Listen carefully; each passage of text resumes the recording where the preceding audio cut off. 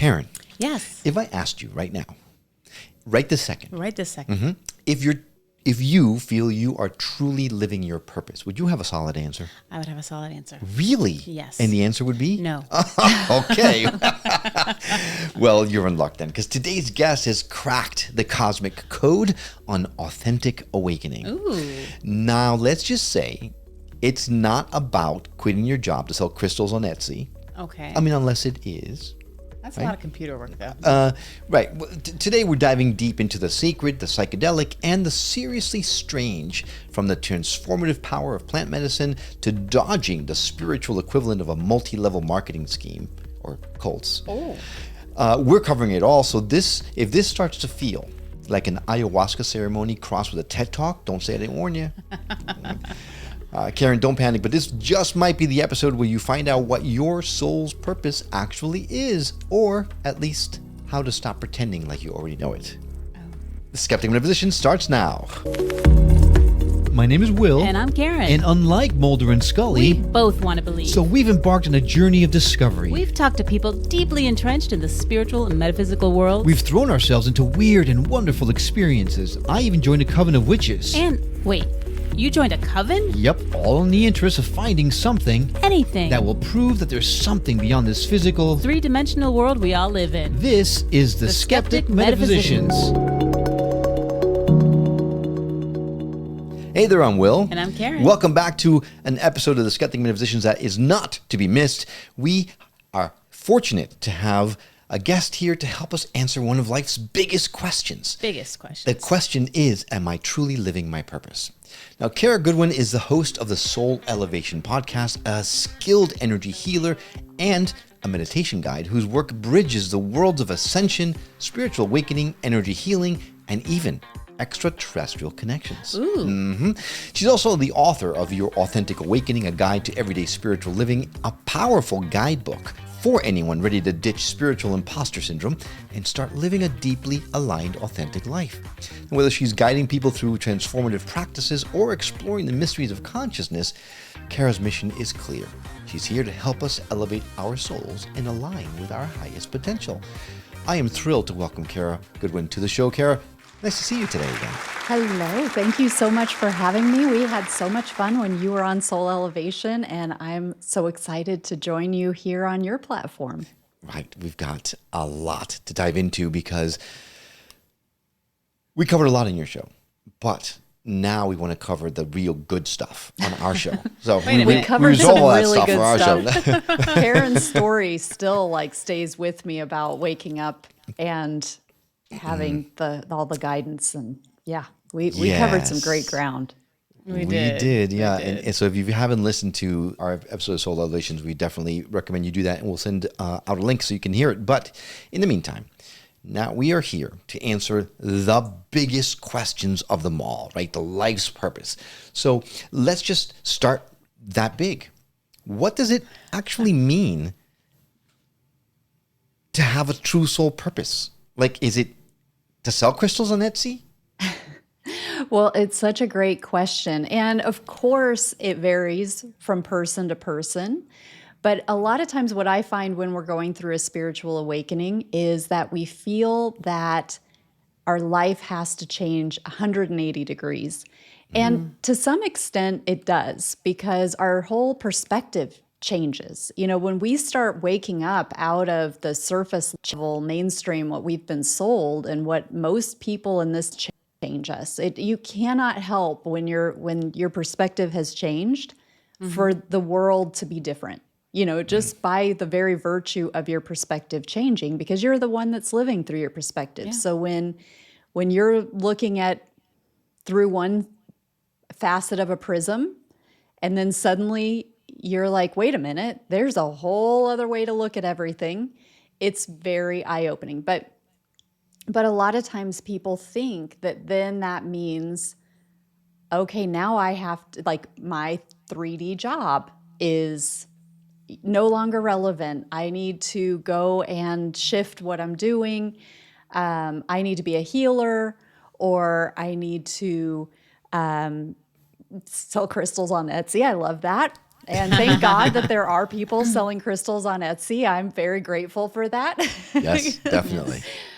But it's a lot of people confuse their career with their purpose.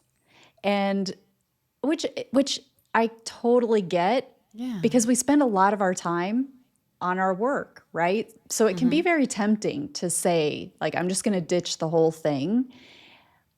But our purpose is not necessarily how we make money.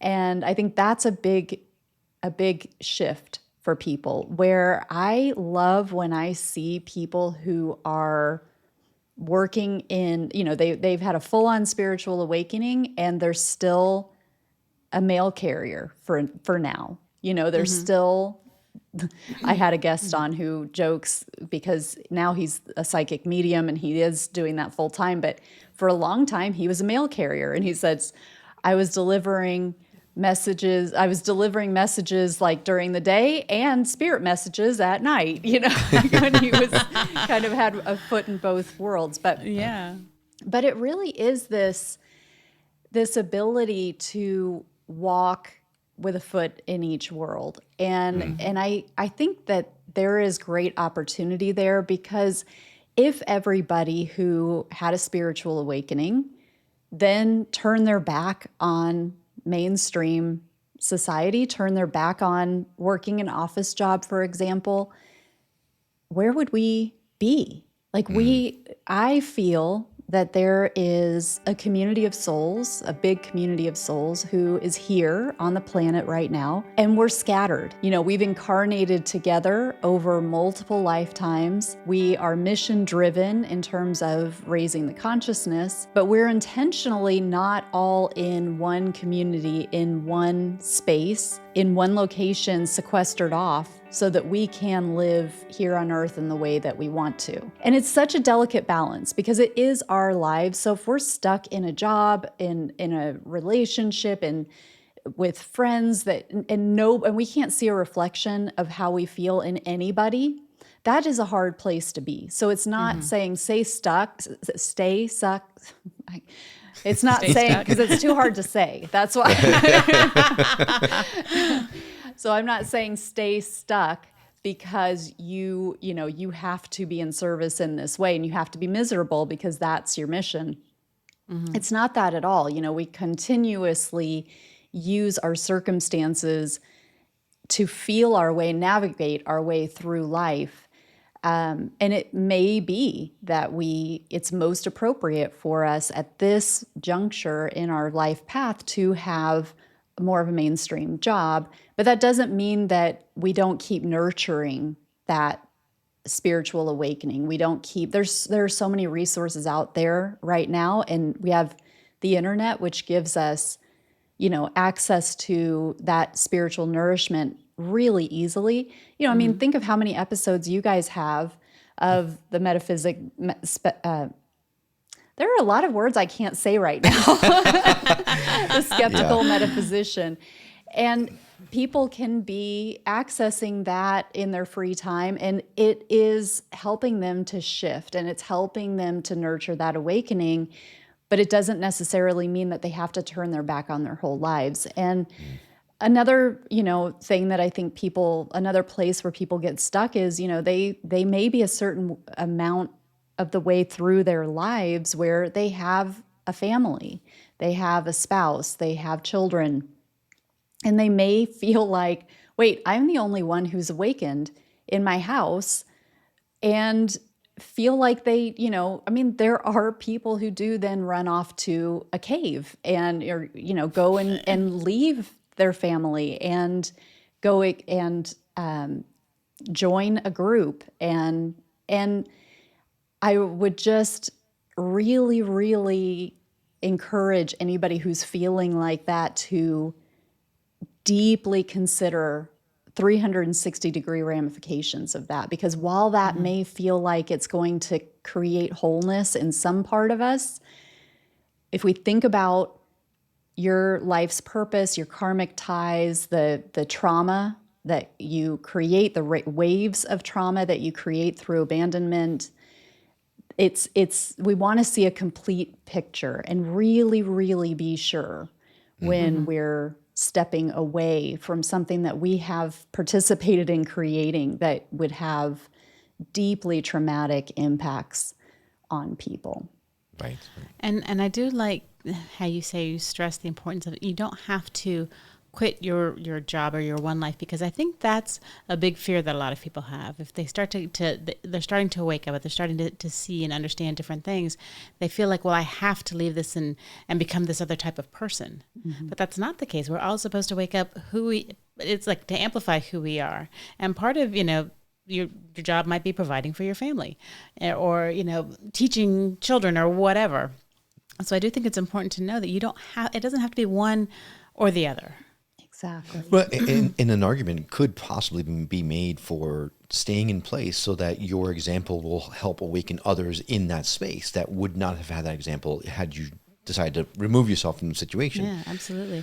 And now that there are more resources like our podcasts or, just go online, you'll see that it's not just the, crazy old lady that lives with all the cats down the street. It's the doctor and the accountant and the lawyer and the pharmacist and the stay-at-home mom. Like everybody is starting to have these awakenings. And I think the internet, it's good and bad.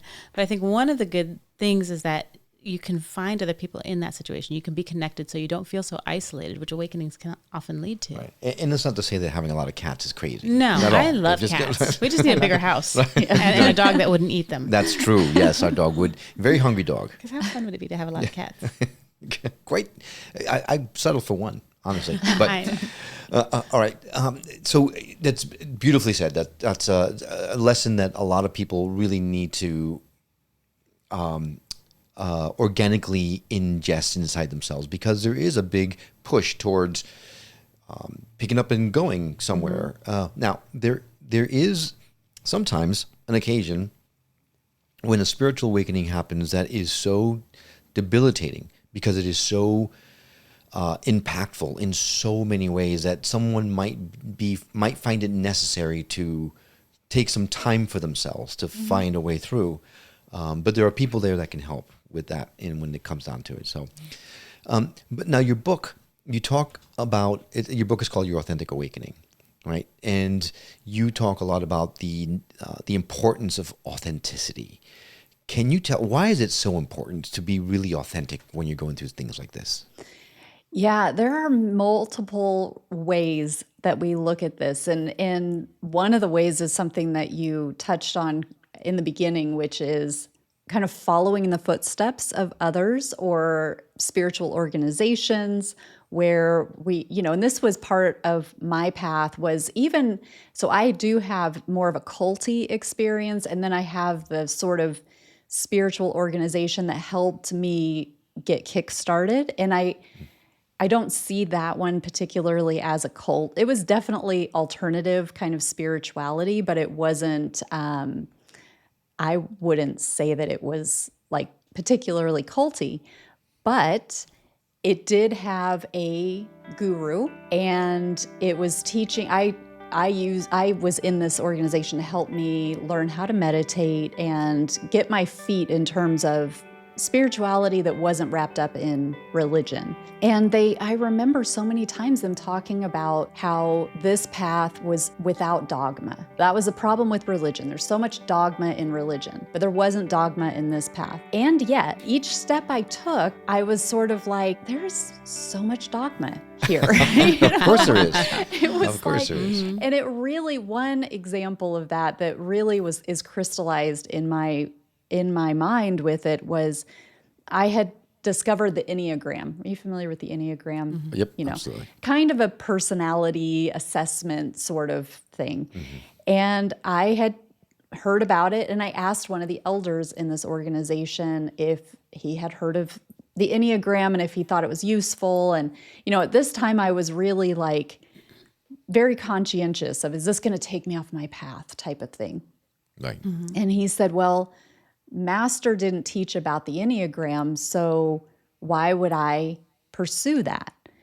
And just shut me down. Like, with just a like, don't even look at that. Just keep your blinders on, because we're only going to be focused on the things that the guru talked about. And the guru died died in 1952.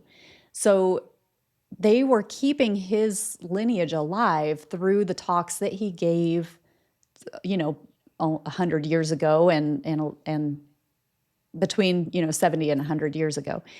And so it was dogmatic, it was like, well, sure. I'm only going to put energy and value into things that are part of this path, and I'm not going to explore anything else. And this is a great, big, wide universe and so much has come about since, even in this century, much less the latter half of the last century that they're just disregarding.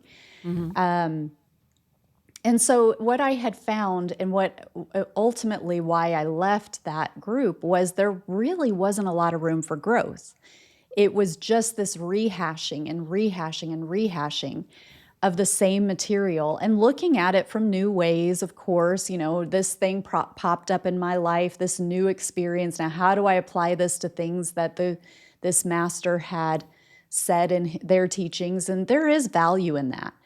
But it did get to the point where I just felt like I was in this tight spiral of like looping and looping and looping. And it was like, but I think the Enneagram's fascinating. I want to know more about myself from that angle. And what about Reiki, which wasn't around when he was alive? And, I want to explore that. And I want to explore, like, he never talked about aliens. Maybe I want to learn about aliens. All of these pieces of my spiritual path now, because I let go of trying to fit into somebody else's box of saying, this is how you awaken, and this is what is valuable and not valuable.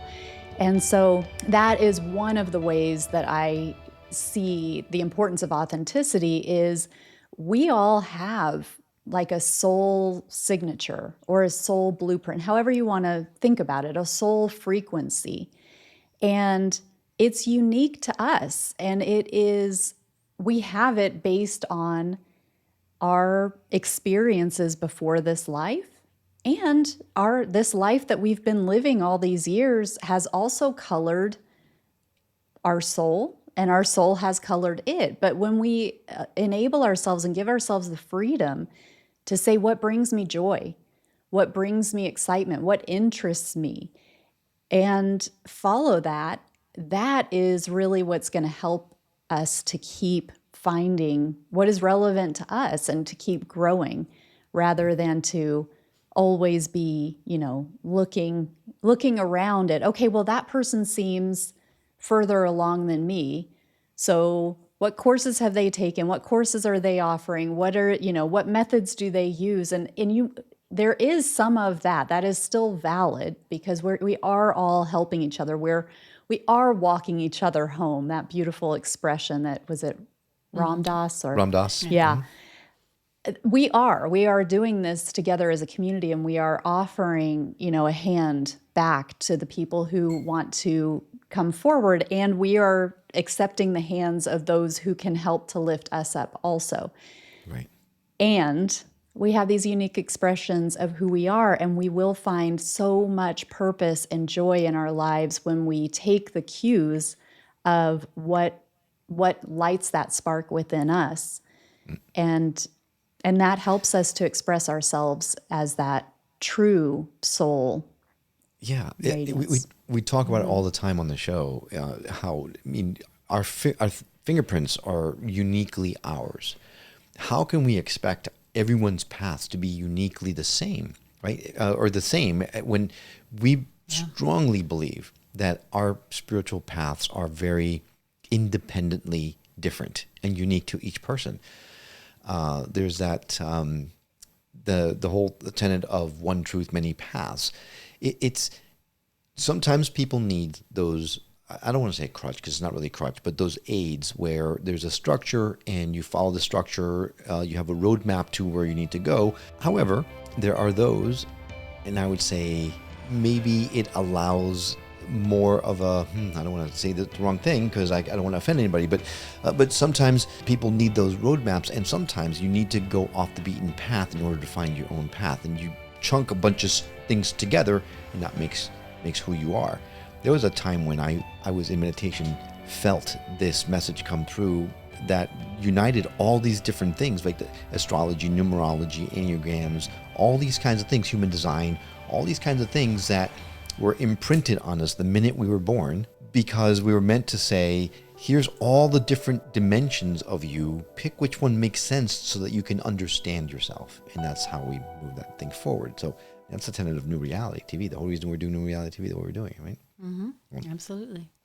Yeah, you just don't know what's going to resonate with someone else. I think the good thing about the structured spirituality, whether you want to call it religion or a cult, because the cult doesn't necessarily mean a bad thing. I would posit that religion might be a cult itself. They right? they are actually. And that's one of the first things they teach us in anthropology. Oh, really? But people get offended by that. So it's just basically everyone having a same belief system and following a certain set of practices.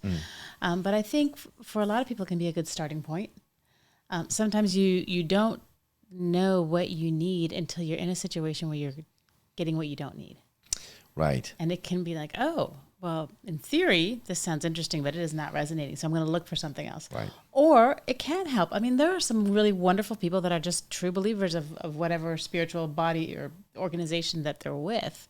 So I think there can be good and bad for both. I think the problem is so often in any sort of organized spiritual system, whether it's religion or a traditional cult, if you want to call it that, there are often those players that like having that power. Yeah. They like feeling important, and that becomes their driving force. Yeah, no. And we've seen how that's happened in the Catholic religion and other organized religions. Yeah, so I feel so attacked right now, but okay, we'll move forward. I'm just kidding. Like, why? I'm just kidding. All right. So we all agree of one thing, and that is that spiritual awakening is really an individual thing. It doesn't, whatever tool you need or you find that resonates with you is the way that you should go. However, there are those out there who are just starting on the path, who may think, is this a spiritual awakening? Is it not? And so what kind of signs, what kind of signs would you say someone should look for to identify whether or not they are perhaps going through a spiritual awakening? What a great question. And, it's another one of those, such an individual thing. Classic spiritual awakening is like, is your life falling apart right now? Or has your life recently fallen apart? I know that was the awakening path for me, where I had, I was very sure about a lot of things. I was kind of just riding the surface of life and enjoying myself. And then I just had tragedy after tragedy after tragedy of people that I'm very close to, whether that was them dying, having heart transplant, being hit by a motorbike when they crossed the street, having surgery on their brainstem, being diagnosed with a brain tumor, all of that happening within like 7 months. And these are people that I'm very, very close with, like family. So for me, I just got into like this whirlwind of tragedy where I just couldn't recognize my life anymore. And I felt like it felt like I needed to hold on to something, because I felt like I was just whipping around in the wind. And it was like, what's going to be next? You start to get in this like trauma cycle of like, I don't want to answer my phone, because that's like, people will text you unless it's really bad news. And then they want to call you. And it almost became a joke of like, well, I don't want to answer that because it's my dad and he's calling. And then it would be like, and then it would literally like, I'd answer the phone and I'd be waiting for the bad news. And then I would get terrible news, It's like, waiting for the other shoe to drop and realizing you're a centipede. That's a lot of shoes. Yes, I love that.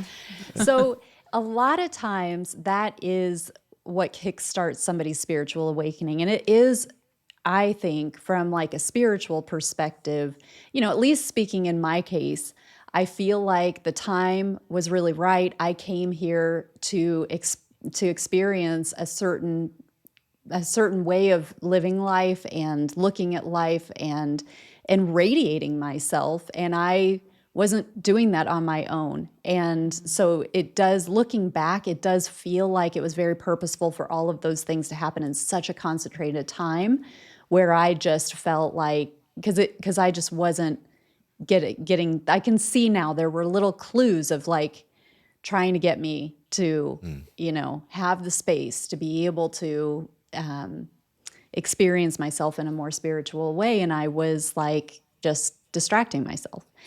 But, it also can just be that you're becoming interested in these things, and there is something called synchronicity. And I know that you guys are very familiar with synchronicity, but when you start to feel like the universe is talking to you, and maybe you're hearing over and over similar concepts that are new to you. So let's just say, everything is energy. And somebody starts talking about how everything is energy, and you've never really thought about that before, but it does make sense. And wow, if that's true, then what does that mean? Like, I've been limiting myself because I've been experiencing everything as like either solid, liquid, or gas. But if it is true that everything is energy, then how does that change my limitations? And what is possible that I have believed is impossible? And maybe then you're just, everywhere you turn, it feels like people are talking about how everything is energy. And it's like just getting you thinking more and more about reality in a different way. And that's just one example, but there may be different ways that the universe starts to talk to you to say, like, here is a new way of looking at things. Here are some glimpses into what reality really is under the surface of what we've been fed. So I mean, those are just a couple of different ways, but and for some people, it's just this, they've just felt this their whole lives, but they've gone along with the mainstream and they've gone along with what they've been taught. I mean, one of the things I talk about in the book is like how we've been conditioned and we've been programmed, and it's been, society does it just by virtue of being in society. Schooling does it by virtue of being in school. We're being molded and programmed, and our family does it, and the media does it, and I mean, you guys, thank goodness you're creating like this, true platform where people can explore a different view of reality so that, we can have an alternative to what the mainstream is telling us is true. But all of these ways are ways that we've been programmed. But there are a lot of people who, from the time that they've been born, something has felt not right, but they've just been going along with it because nobody else is talking about things in a different way. And then that starts to get stronger and stronger when the time is right. We can never force the rose to bloom, but once it's ready, there are coming. so many different ways that it can express. So what I'm hearing you say, in the crux of it all, is just pay attention. Yeah. Yeah, Pay attention. Some of these things can be tricky. Yeah, no, and it's like, very you subtle. Won't realize, until it breaks your leg in Europe. Right, which may or may not have happened, actually.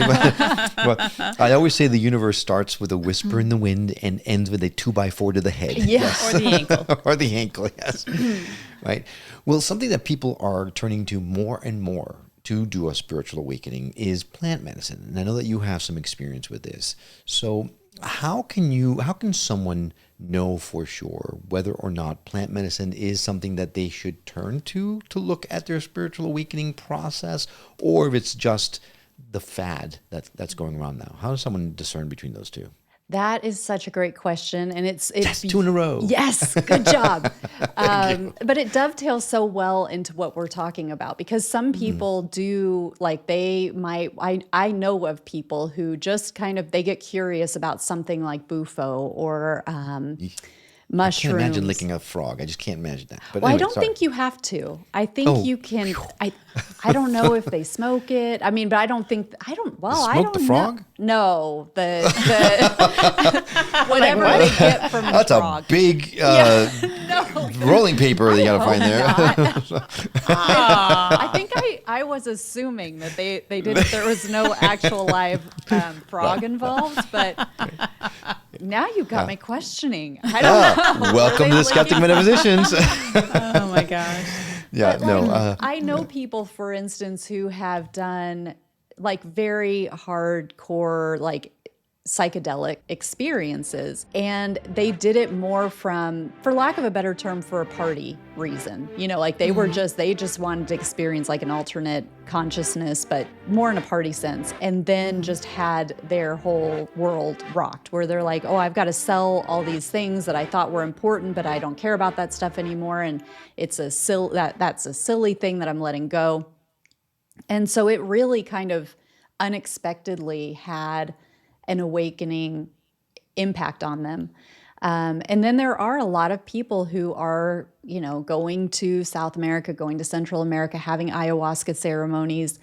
I don't personally have experience with ayahuasca, but I do know that so many people have really beautiful, valid awakening experiences where they're just experiencing reality in a different way. They're seeing into the matrix. They're experiencing, you know, spirits that are coming to them and talking to them. But it's tricky territory for many reasons. You know, one, just being you're very, very vulnerable in that state.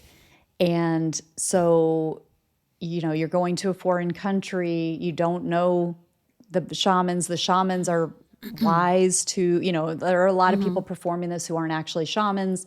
And you're not only vulnerable in just your physical, but it's an energetic experience. And there are people who know how to manipulate energy for their, you know, which is for their gain and for your loss. So that is just something to definitely be aware of. I wouldn't go out and listen to stories of ayahuasca and just take them at face value and think like, yes, this is the path. I'm one day into my spiritual awakening and this is step 2. You know, this is going to be my day 2. You know, you really want to be mindful and cautious, but it can be a great tool. Now, I personally have experience with mushrooms sometimes, and I've had some beautiful experiences with that. But what's interesting, because I am going through my own sort of personal change with regards, if we want to call it plant medicine. So I live in Indiana and you can't get THC. It's not illegal. Like you can't even get it. I don't think you can even get it for like medical. But you can get CBD.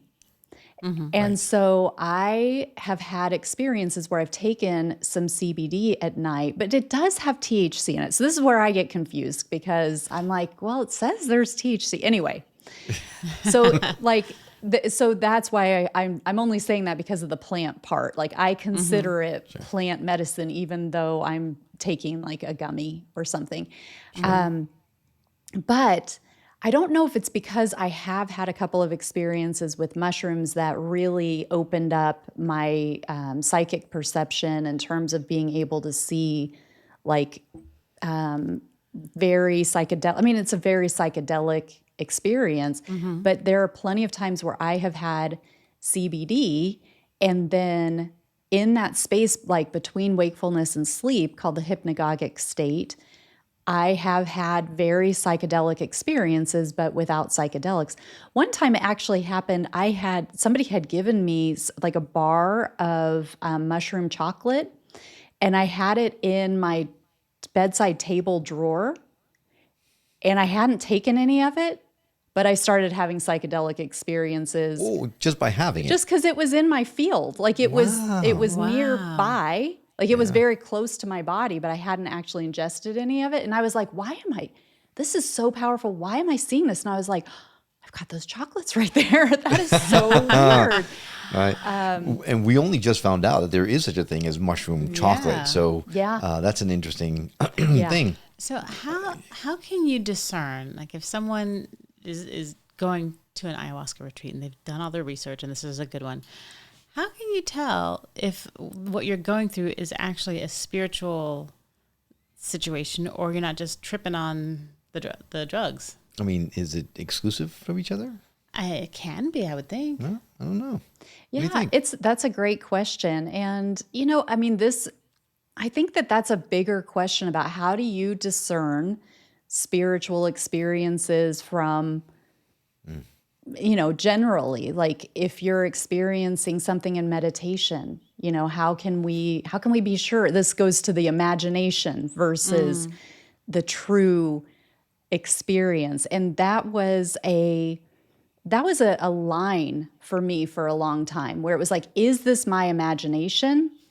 And not necessarily, again, like not necessarily with ayahuasca or with plants or anything, but just even in meditation or in a dream, like I would have a dream and I would feel like, God, that was so real. And I was with this person who passed away and, they gave me a hug and I felt them, like I could feel them when I was hugging them. They felt solid. And yet I was dreaming. Was it a dream? Or was it like a special dream? And it was an either or. And that's something that through my spiritual awakening, I've softened that either or, where it's like the imagination and our perception is so powerful. And when we try to say like, is it this or this? Was it real or was it my imagination? It's like, well, what is your imagination? Your imagination is real and it is connecting you. But what I was doing was shutting off these things that could have been really great experiences because I was like,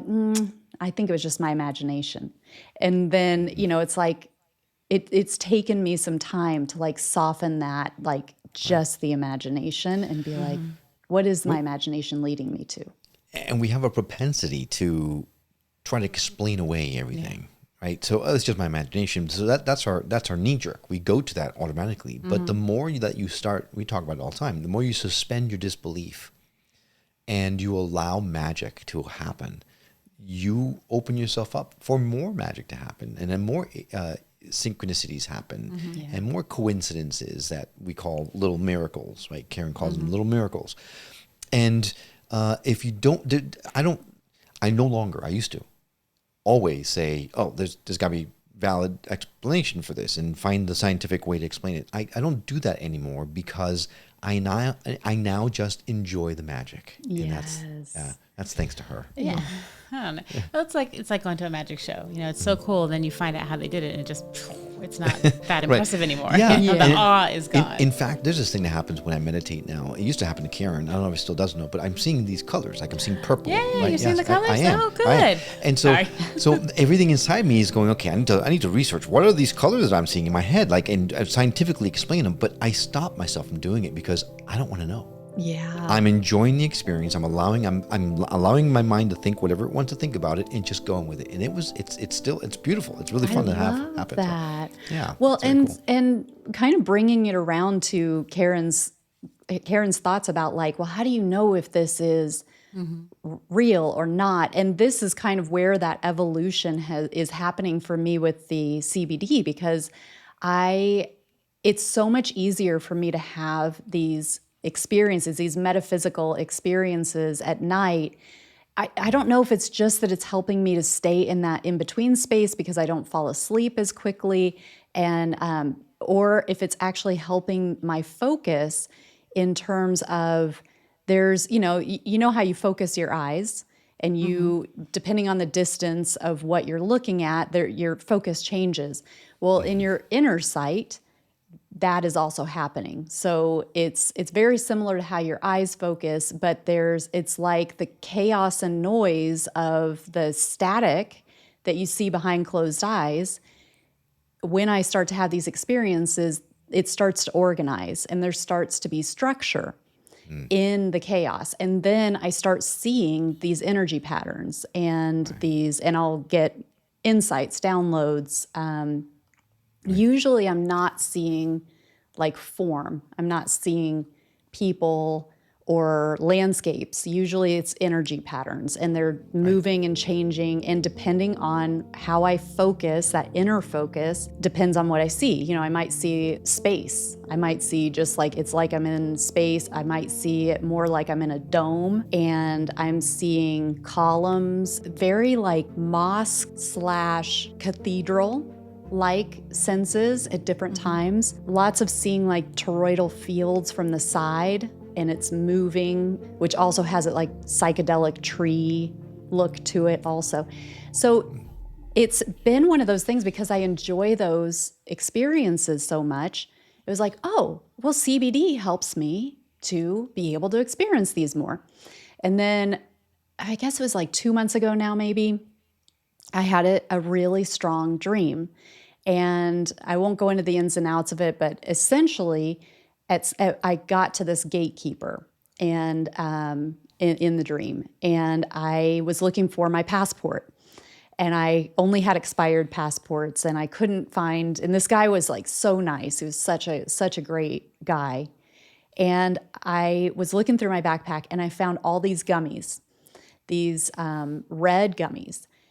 And I had two handfuls of them. And I said, do you have like a bin? Can I put these in your bin? And he like handed me this bucket, and I put the gummies in the bucket, and then I kept looking. And there were a lot of symbols in this dream. So it took me a while. And actually, I don't know if you've ever heard of Robert Moss. I have heard the name. I'm not sure. I'm not very familiar with him.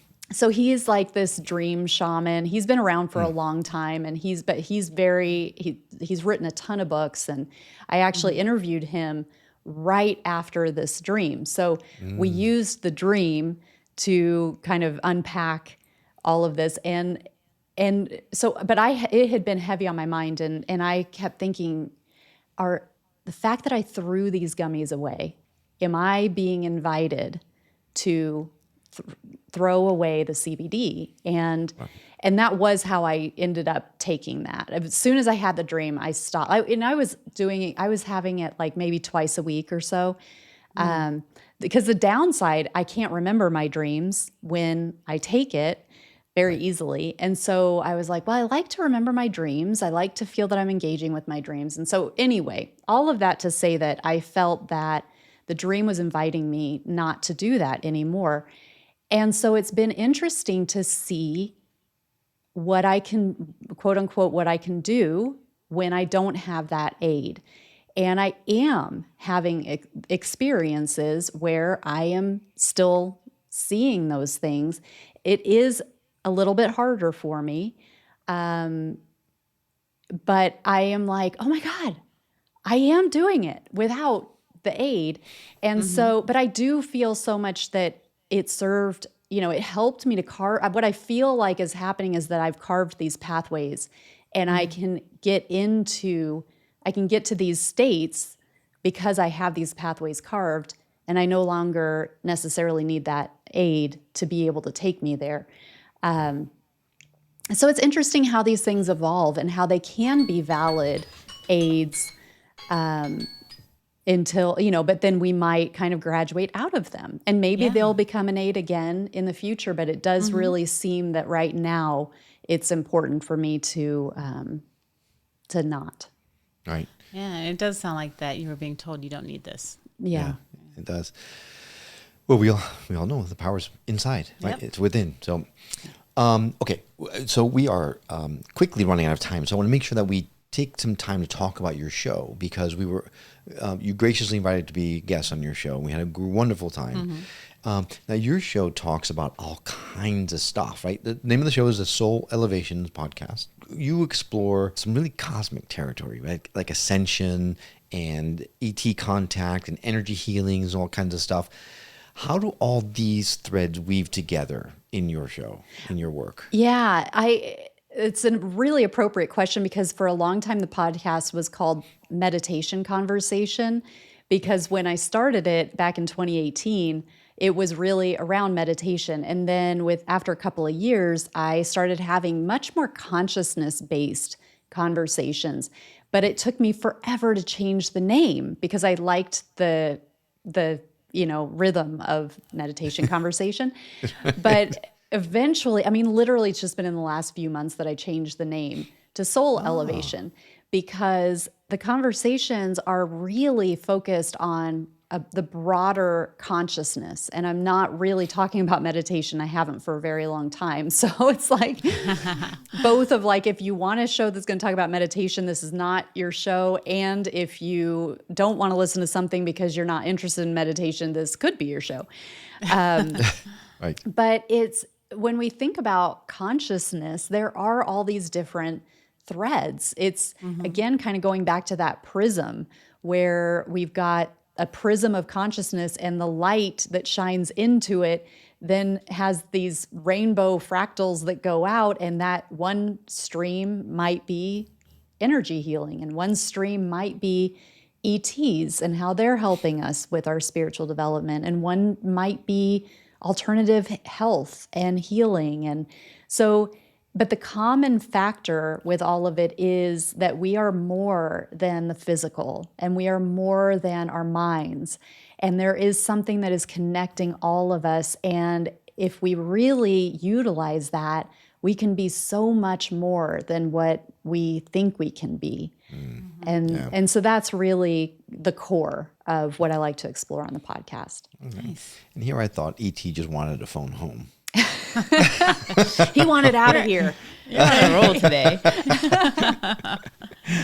All right. So if someone, and I've been listening to your show, and sometimes you do interviews like what you did with us, and sometimes you do solo shows where you actually impart messages and lessons for people to learn. Is there a particular person that you think would be most appropriate to listen to your show and really truly have some good takeaways from? Yeah, anybody who is going through spiritual awakening, and there are, like we've been talking about this whole time, there are different levels of awakening. There are different ways that we awaken. Some people, for example, awaken, back to an early question, some people awaken because they realize, they go more the conspiracy route, for example, where it's like, and sometimes that's related to like a medical thing where they do a deep dive and they're like, wait, why don't we do it this way? Why are we having to take pharma, pharma is being shoved down our throat, but there are these other legitimate things. And then you kind of go down that rabbit hole and there's some really gnarly stuff going on there. And that makes people start to question their reality. I appreciate a good conspiracy as much as the next guy, but it's not really, like, I don't really go down those rabbit holes on the show so much. I've had guests like JK Ultra, who is amazing. I love her. I don't know if you're familiar with her, but she, JK Ultra, like MK Ultra, so she is very like conspiracy heavy. I've had Ruben Langdon on. That's kind of his thing too. But I don't really like all of those discussions are more spiritual in nature than conspiracy. So I would say, you're not going to find a ton of that kind of content, but really around more of the empowerment. My issue with conspiracy is that a lot of times it makes us feel so disempowered. Right. And so even though I love it, I can feel it within myself of like, oh, I'm starting to feel hopeless. I'm starting to feel drained. I'm starting to feel like, like the deck is stacked against me. And so I prefer to keep my attention, in other places that make me feel more empowered, because that is really important. Empowerment is a critical component to our ascension. No, definitely. Couldn't agree more with you on that one. All right. So whenever we have a guest on the show, every once in a while, we like to throw some curveball questions at them just to see what comes out. If you would be okay with doing a couple of those, I've got a couple here ready to throw your way. Okay, so here we go. Here's the first question. If your spirit guides ran a podcast, what would it be called, and what would the first episode be about? Oh, what a great question. It's funny because before we started recording, Will and I were talking about, because Karen changed the temperature, and we were talking about how when the energy gets really like big and you're having deep conversations and you're feeling like spirit is coming in and maybe speaking through you or definitely influencing your thoughts, it can make you hot. And so you were sharing stories about that. And I was like, yeah, I just hosted a workshop last night and oh my God, like I got all red and I was sweating and but it felt like it felt so palpable that there was presence there beyond myself. And so I do feel that I work closely with my spirit team. And I do feel that they helped me to change the name of the podcast recently, like I was talking about, from meditation conversation. Like that seemed to be more of a suggestion from outside of myself because I'd been not interested in doing it for so long. And then it just was like all of a sudden, like on a dime, oh, I'm going to do it this way. And so many things lined up to support that happening all at once where I had that idea and then different, for example, the imagery that you see behind me with the geometry, sacred geometry, like that came in right when I was rebranding everything, but it was completely a coincidence, so to speak, but different things like that where it's like, oh, one of the first episodes I have under the new name, it's got a different backdrop and there's, lots of things changed all at once, but not by design. So the answer to your question, I would say that they would call it soul elevation because I think that's the name they wanted. Right. And then, what seems to feel really relevant to a lot of the content, a lot of times my conversations come back to, don't forget you've got this support on the other side. You've got this team that is backing you up. Don't forget about them and call on them. And so I think that would be an easy first topic that they would want. Okay, that's a great answer to that question. Okay, here's a second curveball question. And I love this one, but you're probably going to hate it. So, if authenticity had a smell, what would it be and why? Oh, gosh. For me, it's a woodsy smell. Okay. Yeah. And I... Like patchouli. Yeah. Or like cedar. Okay. But I get that what I immediately saw was like the bark of a tree. Right. And so I think I would have to pick that apart a little bit to like, how that happens sometimes where it's like, well, here's my answer. Now let me see if I can figure out why that's my answer. Right. But I think maybe because there is just something so grounding and so present with like a wooded area or trees, there's that stability. There's the network, the tree network that's happening under the ground where they're all communicating in this really mysterious way for us on the surface of life. Let's go with that. Let's go with woodsy, cedary. I like it. Karen, you're a big smell person. What do you think it would be? Chocolate. Chocolate? Maybe mushroom chocolate? Yeah, I was kind of taking it apart too. Like, okay, well, cocoa. Or cacao. Cacao. Is, what they used in the ancient civilizations for different ceremonies. So that was always very important. Yeah. And now that we're trying to make this more palatable, we're mixing it with sugar and milk. And, it's a lovely feeling that you get when you eat chocolate. It popped into my head. Right, because cacao is bitter, actually. The actual cacao is actually a bitter taste. And it was very limited. Only the very special people could have it. Right, the royalty. So now it's like, get your little Hershey bar. Right. That's not real chocolate, though, right? I know. I mean, but it is. It's but a tasty it's treat. Amazing, yeah. All right, Kara, this has been wonderful. If someone wanted to, A, listen to your show, or B, reach out to you to have a deeper conversation with you, what's the best way for someone to reach out? Well, you can go on the podcast website is Soul Elevation Podcast. You can reach me through there. And I have another website that is karagoodwin.com. I spell Kara with a K. And I'm on Instagram is kind of the one that I'm on the most. That's Kara_Goodwin_meditation. Okay. We're going to add direct links to all that in our show notes. So if you didn't have a pen at that particular point in time, you still want to connect with Kara, just go to skepticmetaphysician.com, go to her episode page. You'll see all those links laid in there directly. So it's easy to say, hey, Kara. All right. If there's I don't even know what to say to that. We were all waiting. Hey, Kara. Yeah. What? No, that was Hey, it. Kara. That's it. That's it. Just a quick hello.